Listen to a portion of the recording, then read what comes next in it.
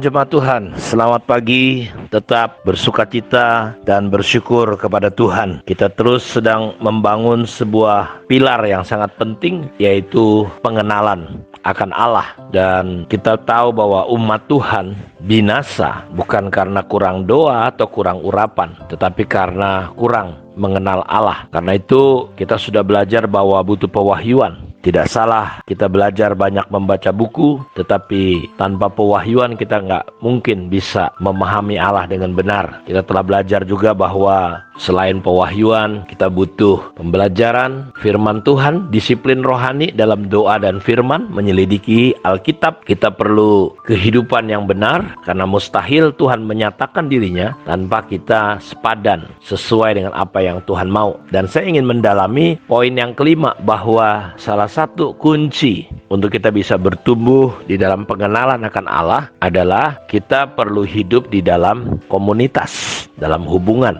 Bapak Ibu, kita tahu bahwa kita tidak bisa hidup sendirian.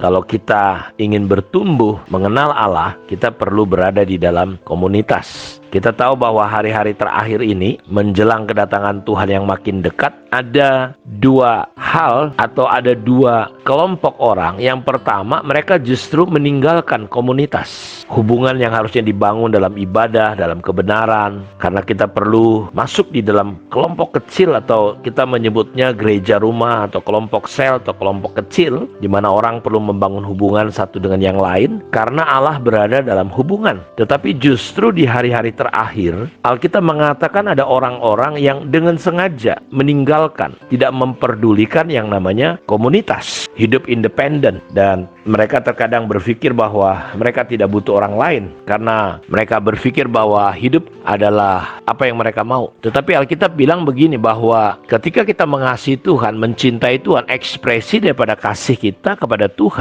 adalah dengan mengasihi sesama. Kita nggak mungkin bisa mengenal Tuhan dengan benar kalau kita tidak mengasihi manusia. Karena itu Tuhan melatih kita untuk tinggal di dalam komunitas, atau Dia mau bangun jemaat, bukan organisasi, bukan apapun, tapi Dia mau bangun kita sebagai gereja, sebagai jemaat. Karena itu saya mau ajak kita lihat di dalam firman Tuhan dari Matius 18 ayat 19 sampai 20. Dan lagi aku berkata kepadamu, jika dua orang daripadamu di dunia ini sepakat meminta apapun juga permintaan mereka, itu akan dikabulkan oleh Bapakku yang di sorga. Sebab di mana ada dua atau tiga orang berkumpul dalam namaku, di situ aku ada di tengah-tengah kamu. Lihat, Tuhan ada di mana? Di tengah-tengah kamu, bukan di tengah-tengah saya. Ya betul, kita adalah bait Allah. Kata kamu bisa menunjuk pribadi, tapi kata kamu juga bicara tentang komunitas. Dan Allah mau rumah. Dia bukan hanya sekedar datang dan hadir, tapi Dia mau tinggal. Dan ayat ini berkata, sebab di mana dua tiga orang berkumpul dalam namaku, di situ aku ada di tengah-tengah kamu. Jadi Dia ada di tengah-tengah mana? Di tengah-tengah komunitas. Karena itu, kalau saudara ingin bertumbuh mengenal Allah, suka atau tidak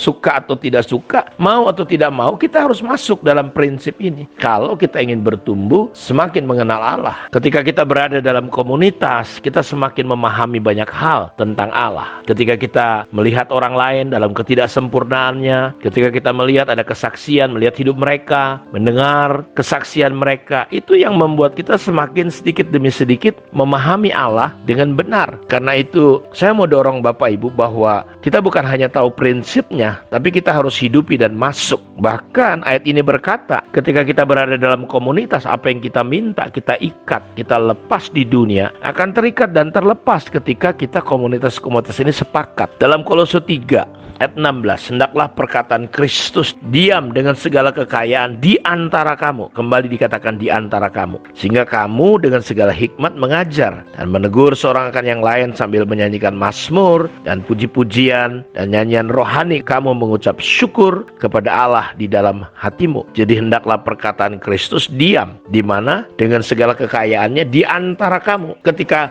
perkataan Kristus diam dengan segala kekayaannya di mana? Di antara kamu. akibatnya sehingga kamu dengan segala hikmat bisa mengajar. Jadi akan ada banyak pewahyuan, pemahaman yang akan muncul ketika kita berada di dalam komunitas. Makanya gereja mula-mula kita melihat bagaimana mereka berada di dalam komunitas. Allah menyatakan dirinya, Allah hadir. Mereka bertumbuh sungguh-sungguh. Di Kisah 2 ayat 42-44, mereka bertekun dalam pengajaran rasul-rasul dan dalam persekutuan. Mereka selalu berkumpul untuk memecahkan roti dan berdoa. Maka ketakutanlah mereka semua. Sedang rasul-rasul itu mengadakan banyak mujizat dan tanda. Dan semua orang yang telah menjadi percaya tetap bersatu. Dan segala kepunyaan mereka adalah kepunyaan bersama. Kita lihat mereka berada dalam komunitas. Dampaknya banyak orang hormat, takut, ada kemuliaan Tuhan turun. Tuhan hadir.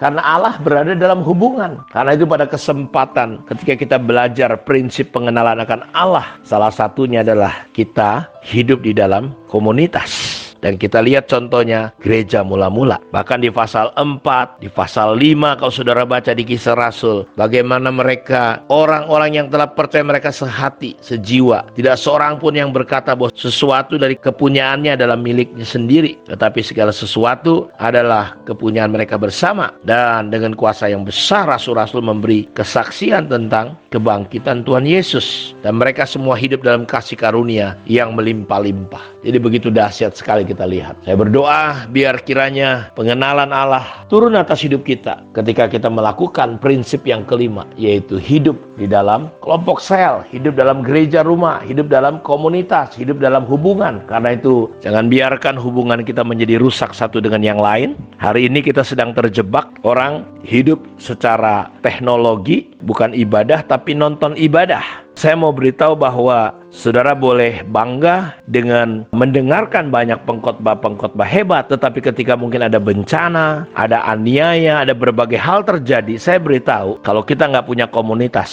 kita akan punya persoalan. Karena komunitas adalah kekuatan, rumah di mana Allah akan hadir di dalamnya. Karena itu mari kita berkomunitas. Tuhan memberkati kita semua. Shalom.